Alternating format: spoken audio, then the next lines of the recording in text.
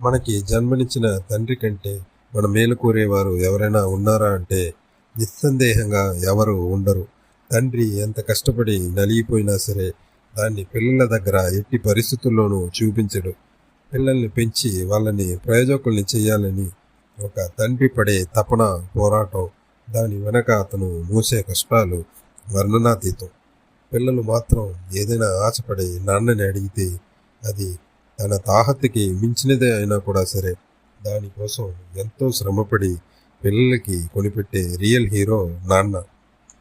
నిజంగా మనం జీవితంలో ప్రయోజకులై పైకి వస్తే మాత్రం ఒక తండ్రి ఆనంద బాష్పాలతో గుండెల నిండా గర్వంగా తన జీవితానికి ఒక అర్థం ఏర్పడినట్లు సంతృప్తి చెందుతూ ఉంటాడు. ఎట్టి పరిస్థితుల్లోనూ తండ్రి మనతో ఉన్నంత కాలం అతని మనసు గాయపడే విధంగా ప్రవర్తించకూడదు. ఒక తండ్రి మనల్ని విడిచి వెళ్ళిపోయినప్పుడు నిజంగా మనం ఏం కోల్పోయామో అర్థమవుతుంది.